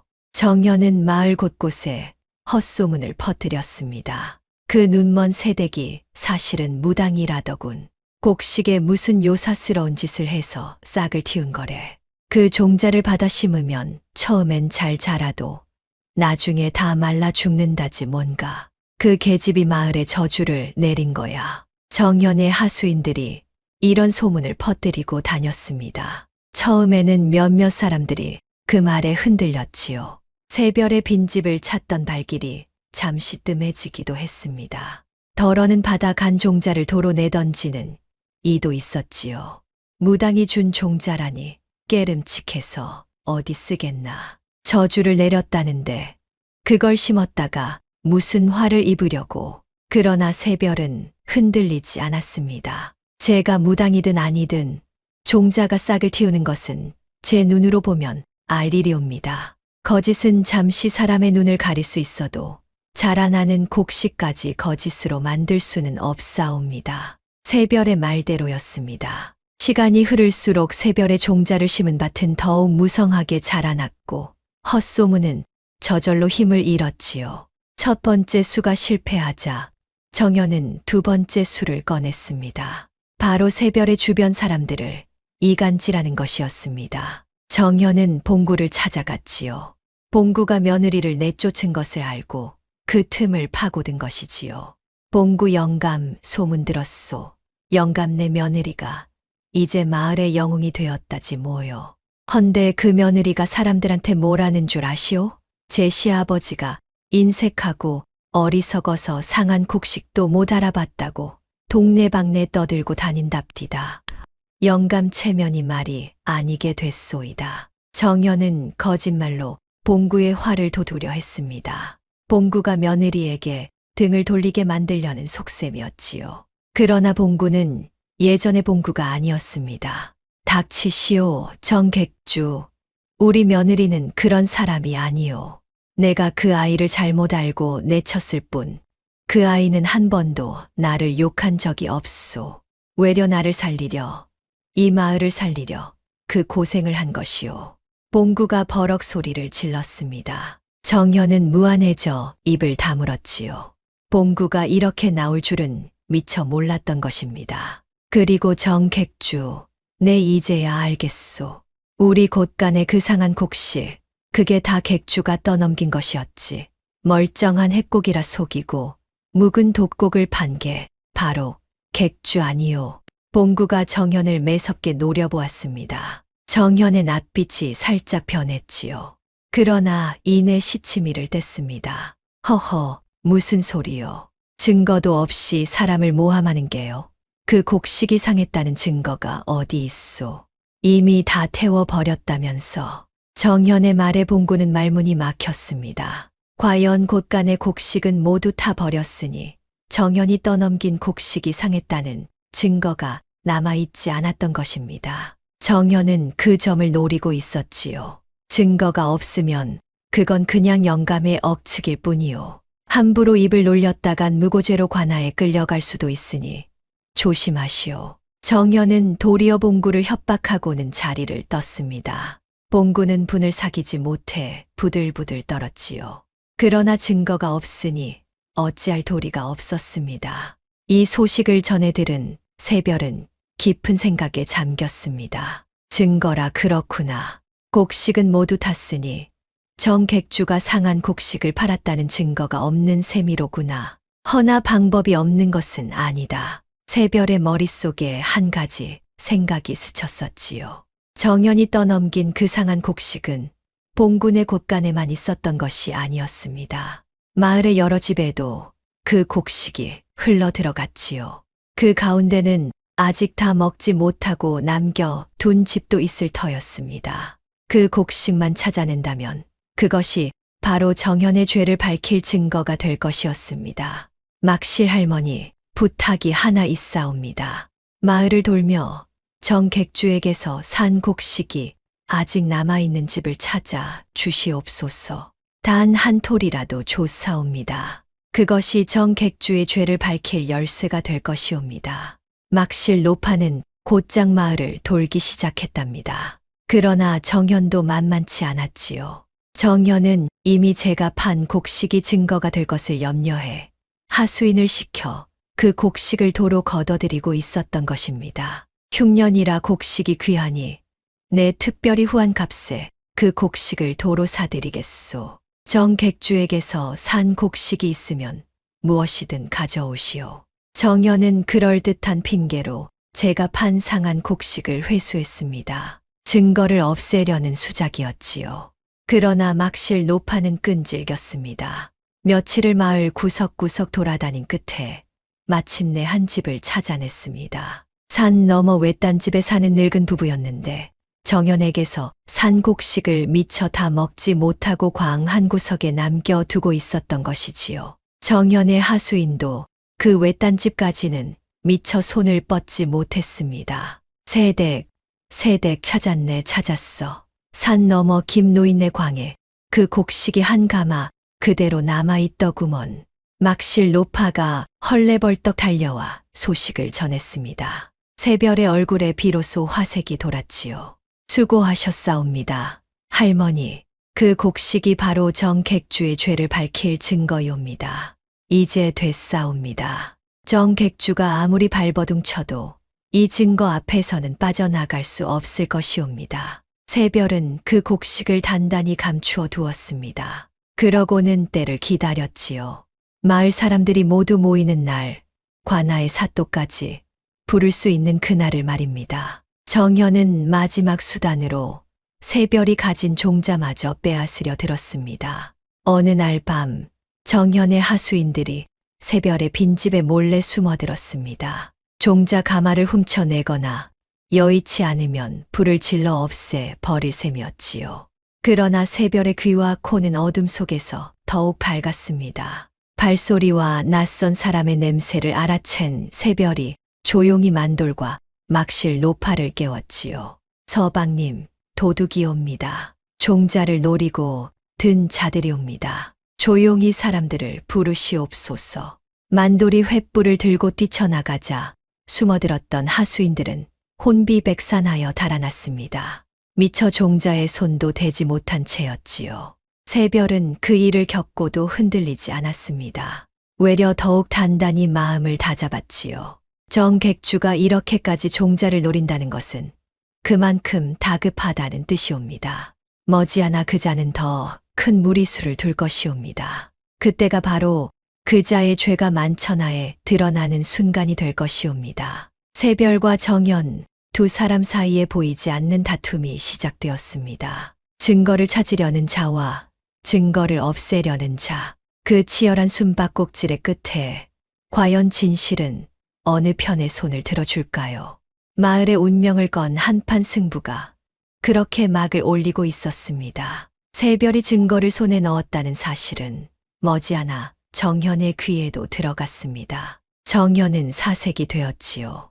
그 곡식이 관아에 들어가면 제가 상한 곡식을 속여 판 죄가 만천하에 드러날 것이었으니까요. 그 계집이 증거를 손에 넣었다고? 안 되겠다. 이대로는 내가 끝장이야. 마지막 수를 써야겠구나. 정현은 밤새 머리를 굴렸습니다. 그러고는 무릎을 쳤지요. 옳거니 죄를 짓고도 멀쩡한 자가 있고 죄가 없어도 죄인이 되는 자가 있는 법. 그 계집을 먼저 죄인으로 만들면 그 계집이 가진 증거도 다 거짓이 되는 게야. 죄인의 말을 누가 믿겠느냐. 정현은 마침내 가장 악독한 음모를 꾸몄습니다. 새별에게 도리어 누명을 씌워 관아에 먼저 고발해 버리는 것이었지요. 정현은 관아의 아전에게 은밀히 뇌물을 먹였습니다. 두둑한 엽전 꾸러미와 비단 몇 필이 아전의 손에 쥐어졌지요. 이보게, 자네만 믿네. 그 눈먼 계집을 요사스러운 무당으로 몰아 옥에 가둬주게. 일만 잘 풀리면 자네에게도 큰 몫이 돌아갈 것이야. 염려 마십시오. 객주 어른, 사또 나리께는 제가 잘 아뢰겠습니다. 이렇게 아전을 구워 삶은 정현은 거짓 고발장을 올렸습니다. 삿도 나리께 아래입니다. 마을에 사는 눈먼 여인 하나가 요사스러운 술법으로 사람들을 현혹하고 멀쩡한 남의 곳간에 불을 질러 큰 재산을 태웠사옵니다. 또한 그 여인이 나누어 준 종자의 독을 풀어 마을 사람들을 병들게 하려 한다 하옵니다. 이는 마땅히 엄히 다스려야 할 죄인이옵니다. 거짓 고발장을 받은 삿도는 정연의 뇌물에 눈이 멀어 그 말을 그대로 믿었습니다. 곧 포졸들이 새별의 빈집으로 들이닥쳤지요. 내 2년 요사스러운 술법으로 사람들을 현혹하고 남의 곳간에 불을 지른 죄 관하로 끌려가 죄값을 치러야 할 것이다. 포졸들이 새별을 오랏줄로 묶었습니다. 만돌과 막실 노파가 울며 매달렸으나 소용없었지요. 이 사람은 죄가 없소. 외려 마을을 살린 은인이요. 어찌 은인을 죄인으로 몬단 말이오. 닥쳐라. 관아의 명이다. 막아서는 자는 함께 잡아넣겠다. 새별은 결국 관아로 끌려가 차디찬 옥에 갇히고 말았습니다. 곳간을 태운 일이 도리어 죄가 되어 돌아온 것입니다. 더구나 종자의 독을 풀었다는 누명까지 쓰게 되었으니 자칫하면 목숨까지 위태로운 처지였지요. 만돌은 아내가 끌려가는 모습을 보고 땅을 치며 통곡했습니다. 여보, 여보, 내가 반드시 자네를 구하겠소. 조금만 견디시오. 새별은 끌려가면서도 만돌을 향해 차분히 말했습니다. 서방님, 너무 상심 마시옵소서. 진실은 묻혀도 썩지 않는 법이옵니다. 증거 곡식을 잘 지키시옵소서. 그것이 저를 구할 것이옵니다. 새별의 그 의연한 모습에 만돌은 눈물을 훔치며 고개를 끄덕였지요. 그러고는 곧장 그 증거 곡식을 찾으러 발길을 돌렸습니다. 옥에 갇힌 새별은 깊은 어둠 속에 홀로 앉아 있었습니다. 차가운 바닥에서 한기가 올라왔고 멀리서 들려오는 다른 죄인들의 신음이 마음을 어지럽혔지요. 새별은 처음으로 깊은 절망에 빠졌습니다. 옥졸이 던져준 주먹밥 한 덩이가 발치에 굴러왔으나 새별은 손도 대지 못했습니다. 그 주먹밥에서마저 어렴풋이 쉰내가 났기 때문이지요. 어쩌면 정연이 손을 써 옥에 갇힌 잭의 상한 곡식으로 지은 밥을 먹이려는 것인지도 몰랐습니다. 끝내 이렇게 되는구나. 사람을 살리려 한 일이 어찌하여 나를 죄인으로 만든단 말인가. 진실은 이리도 쉽게 묻히고 마는 것인가. 내가 눈이 어두워 끝내 이 어둠을 벗어나지 못하는 것인가. 새별의 두 눈에서 뜨거운 눈물이 흘러내렸습니다. 평생 한 번도 제 처지를 원망하지 않았던 새별이었으나 그 순간만은 앞 못 보는 제 신세가 한없이 서러웠지요. 아버님, 어머님, 그리고 서방님, 저는 이대로 끝나는 것입니까? 제가 가려둔 종자는 마을을 살렸는데 정작 저 자신은 이 어둠 속에서 쓰러지고 마는 것입니까? 그렇게 절망의 바닥에 주저앉았을 때 문득 새별의 귓가에 오래전 친정아버지의 목소리가 들려오는 듯했습니다. 새별아, 곳간을 채우는 것은 곡식이 아니라 사람을 알아보는 눈이니라. 곡식이 아무리 그득해도 사람을 못 보면 그 곳간은 한순간에 비는 법이지. 허나 사람을 알아보는 눈을 가진 자는 비록 가진 것이 없어도 끝내 일어서느니라. 새별은 그 말을 가만히 곱씹었습니다. 그러자 어둠 속에서 한 줄기 빛이 비치는 듯했지요. 그래, 나는 눈이 어두워도 사람을 알아보는 눈이 있다. 정객주의 거짓을 알아보았고 마을 사람들의 굶주림을 알아보았다. 그리고 마을 사람들 또한 누가 참이고 누가 거짓인지 끝내 알아볼 것이다. 진실은 잠시 묻힐 수 있어도 영영 사라지지는 않는다. 나는 포기하지 않으리라. 새별은 눈물을 닦고 다시 마음을 다잡았습니다. 비록 옥에 갇힌 몸이었으나 그 마음만은 결코 갇히지 않았지요. 그날 밤 만돌이 옥조를 구슬려 몰래 새별을 찾아왔습니다. 창살 너머로 아내의 야윈 얼굴을 본 만돌은 가슴이 미어졌지요. 여보, 이 무슨 꼴이오. 내가 자네를 이리 만들었소.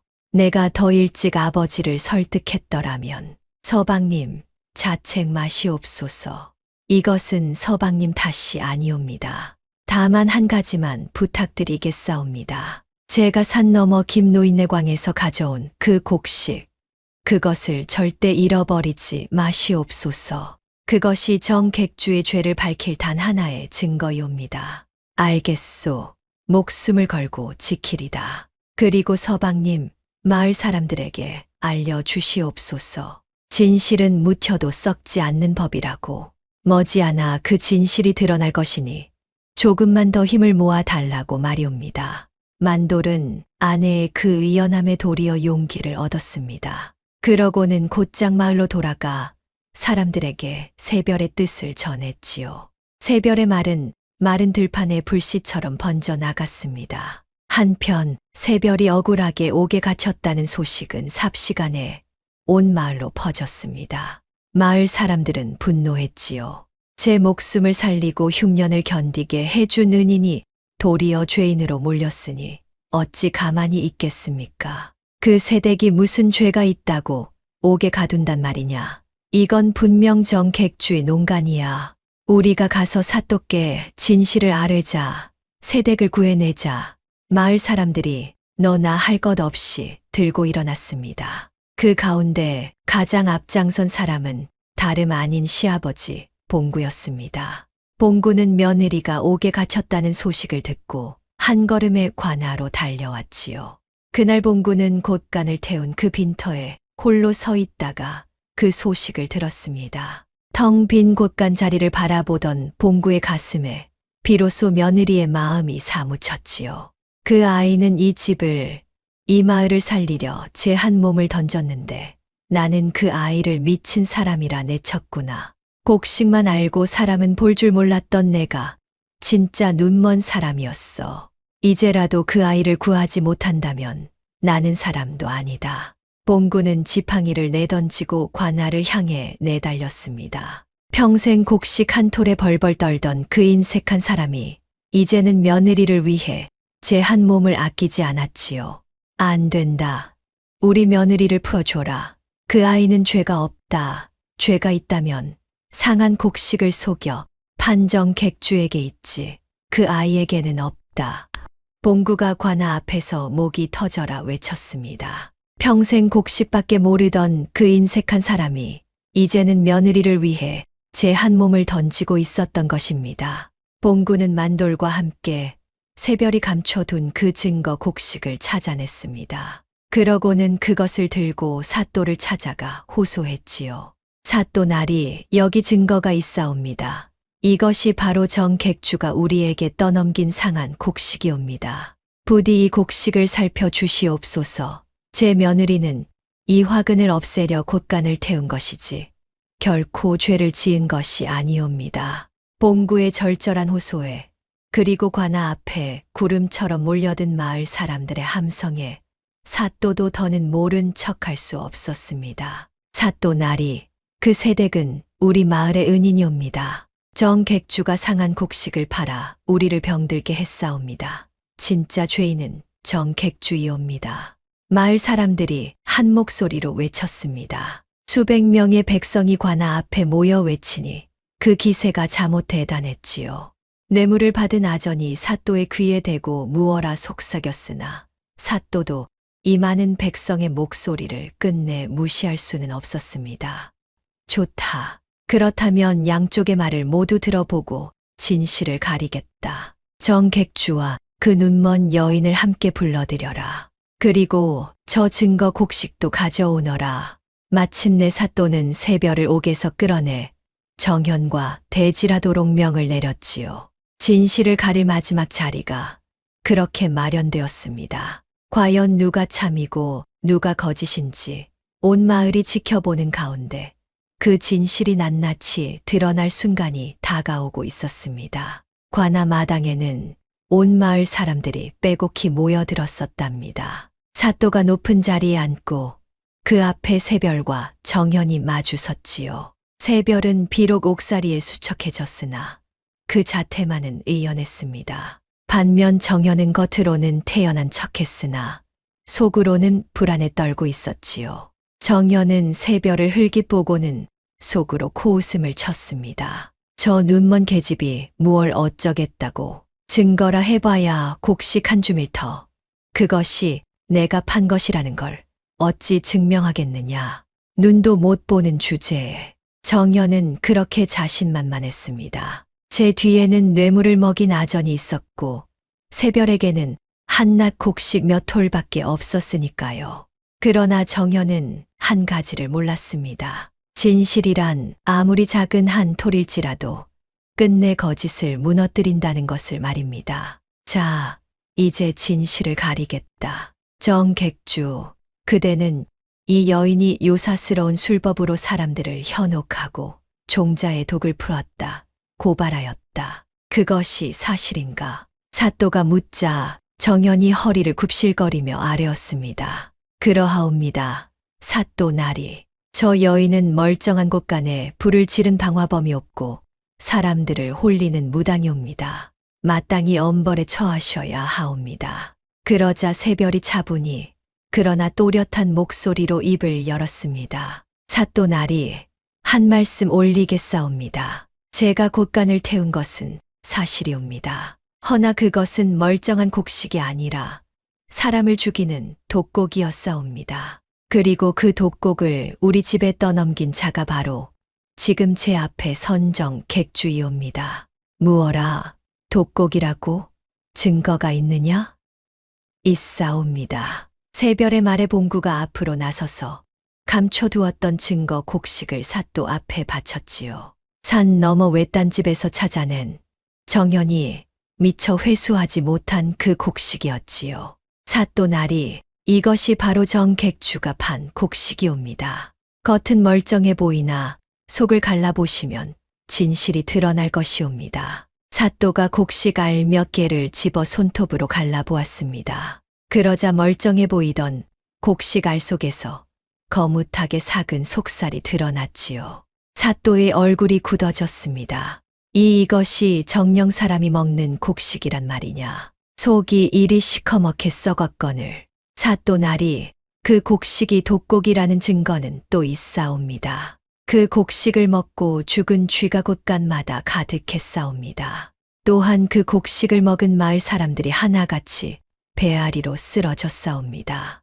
여기 그 증인들이 있사옵니다. 새별의 말이 떨어지기가 무섭게 마을 사람들이 한 사람씩 앞으로 나섰습니다. 사또 나리, 제 노모가 그 곡식으로 쏜 죽을 드시고 사흘을 알아누웠사옵니다. 저희 집 아이도 그 곡식을 먹고 죽을 뻔했사옵니다. 저 새댁이 지어준 약으로 겨우 살았사옵니다. 증인들이 줄을 이어 정연의 죄를 고했었지요. 사또의 눈초리가 점점 매서워졌지요.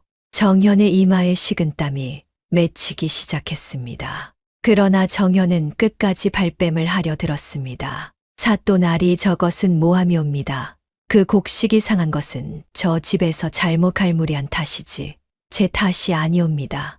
저는 멀쩡한 곡식을 팔았을 뿐이옵니다. 정연이 목청을 높였답니다. 바로 그때 새별이 한 걸음 앞으로 나섰습니다. 정객주, 그렇다면 한 가지만 여쭙겠사옵니다. 객주께서는 제가 눈이 어두워 곡식을 가리지 못할 것이라 여기셨겠지요.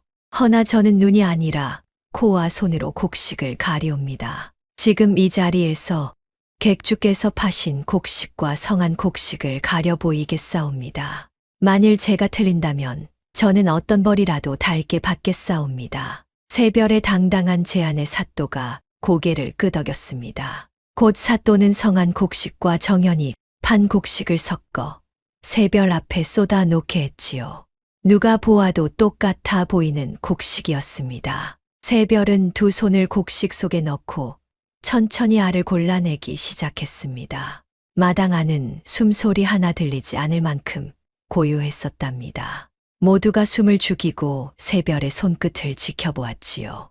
새별은 곡식을 만지고 냄새를 맡고 한 알 한 알 정성껏 가려 두 무더기로 나누었습니다. 새별의 손끝은 마치 눈이 달린 듯 했습니다. 곡식 알 하나를 집어 손가락으로 비비고 코끝에 가져가 냄새를 맡고 때로는 가만히 깨물어 보기까지 했지요.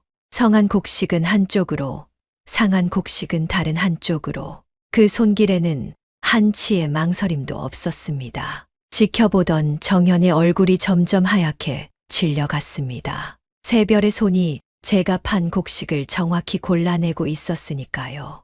정연은 마른 침을 삼키며 속으로 빌었습니다. 안 된다, 틀려라. 제발 틀려라. 저 계집이 한 톨이라도 틀리면 모든 게 다 거짓이 되는 게야. 그러나 새별의 손끝은 한 톨도 틀리지 않았습니다. 얼마 후 새별이 고개를 들었지요. 삿도날이 다 가렸사옵니다. 이쪽이 성한 곡식이었고 저쪽이 상한 곡식이옵니다. 삿도가 곡식을 일일이 갈라 확인했습니다. 그러자 놀랍게도 새별이 가려낸 그대로 한 톨의 어긋남도 없었습니다. 성한 것은 모두 성하고 상한 것은 모두 속이 거뭇하게 사가 있었지요.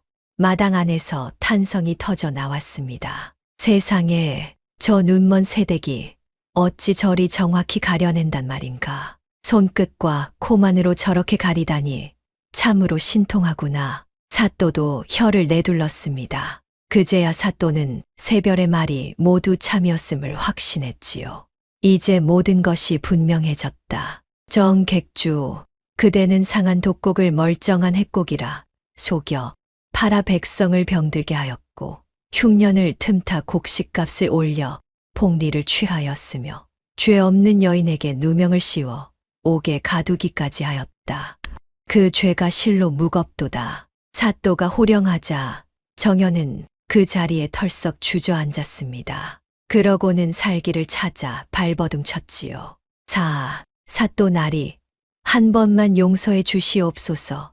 제가 잘못했사옵니다. 곡식값은 다 돌려드리겠사옵니다.